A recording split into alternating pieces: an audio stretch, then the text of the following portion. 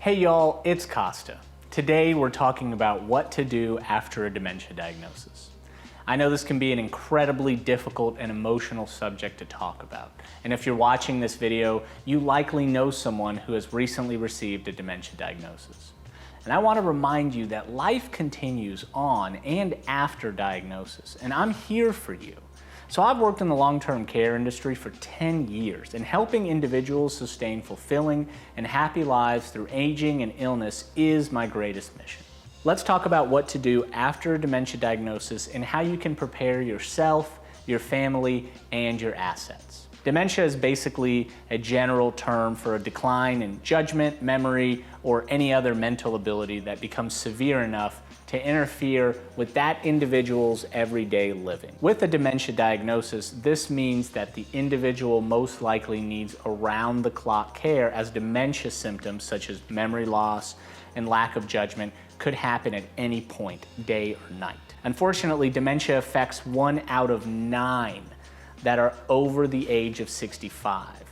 While there is no official cure for dementia, there are resources and support groups that can make a dementia diagnosis a little easier for you and your loved ones. The first step to addressing the diagnosis is seeing what the individual's lifestyle looks like. It's important to also keep a schedule and structure in their lifestyle, so having a routine with a caregiver makes things easier on everyone. With that being said, you have to ask yourself, what is their current living situation? Are they married? If so, is their spouse able to care for them, and for how many hours a day? As I mentioned earlier, it's hard to leave someone who has dementia alone, and they typically require 24/7 care. Also, 24/7 care gets very expensive very fast. So first, you need to identify if, when, and for how long each day you need the caregiver to step in. Let's say, for example, if the individual is married and the spouse is able to give adequate care but needs to step out from 8 to 4 Monday through Friday, they could have a caregiver come in on those days, right? Many individuals find it easier to rotate shifts with family members when caring for the loved one. Once families feel they can't efficiently manage and provide the around-the-clock care that this kind of diagnosis requires, that's when it's time to have a discussion of routine outside assistance. Hiring a caregiver can be a huge relief on the family and provide your loved ones with support and stability. But even with outside help, the caregivers have their own families to look after and support. So when splitting the responsibilities between a family and a caregiver becomes too overwhelming, families often look at a facility that can provide 24/7 care, such as a nursing home or an assisted living facility. Assessing you and your loved one's needs and getting those resources set up is fundamental to providing a smooth transition into this new stage of life after a dementia diagnosis. So to recap, you're basically looking at 3 steps. First, being all care provided by family members and loved ones. Second, a combination of family and part-time home care depending on the progression of the disease. And third, complete care through a facility. So what about your belongings and assets after a dementia diagnosis? The best thing you can do is prepare. Start planning today. If you meet the financial requirements, apply for Medicaid and start the process to make getting these funds easily accessible. If you don't qualify for Medicaid, you need to speak with a financial advisor as soon as possible.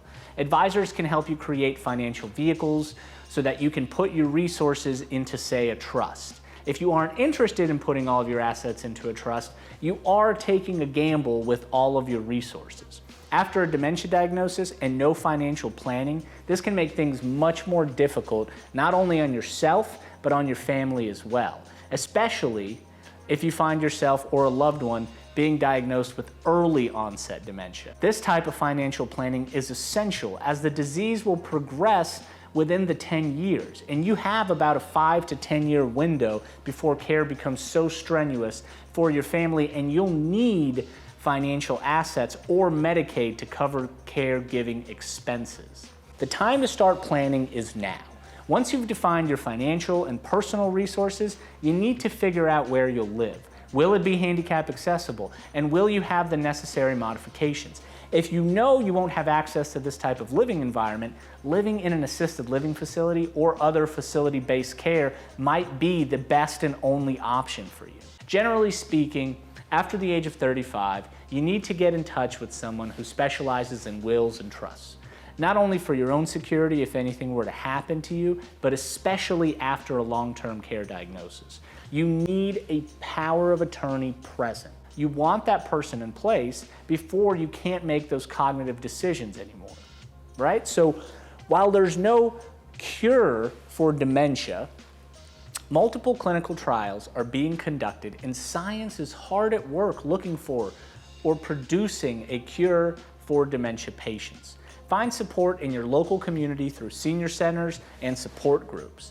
My best advice is to start planning and have your affairs in order as soon as possible. Proper preparation will prevent unnecessary hardships and stress for you and your loved ones. If you have any questions, please leave them in the comments section below.